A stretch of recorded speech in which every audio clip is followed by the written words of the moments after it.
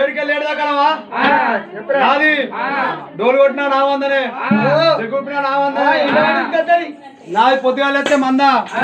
ఇడ్లీ తింటది దోశ తింటది పూరి తింటది వడ తింటది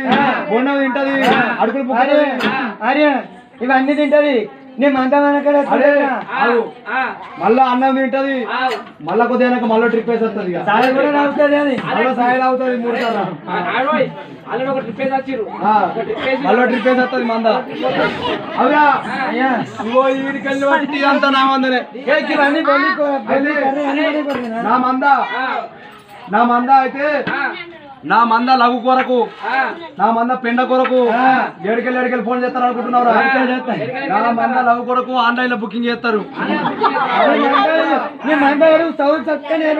నా మంద రావాలంటే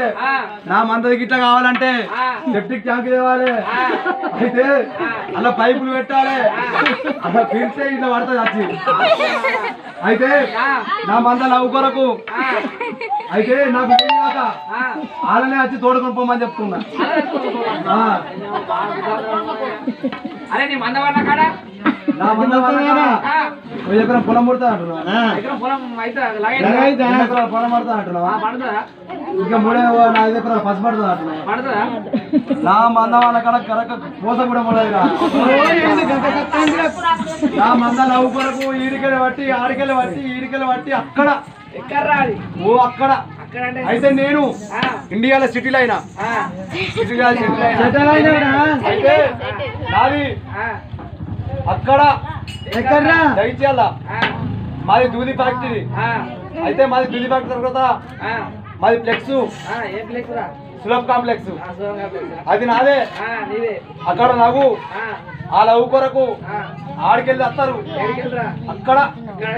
హైదరాబాద్ అవుతారా అయితే నాది ఎత్తు మొత్తం పైపులు తీసుకొచ్చి తోడకపోతాను నా మంద లవ్వు కొరకు నాది 22 రూపాయలు 25 రూపాయలు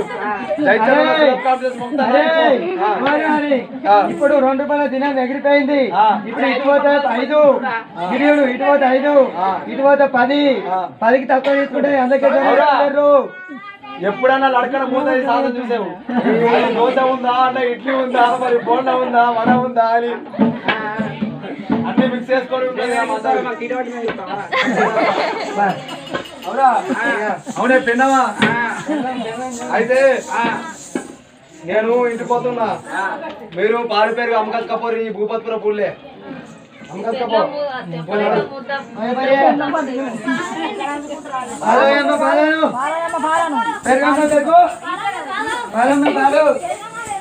పెరుగమ్మ పెరుగు చల్లమ్మ చల్ల ఎండమ్మ ఎల్ల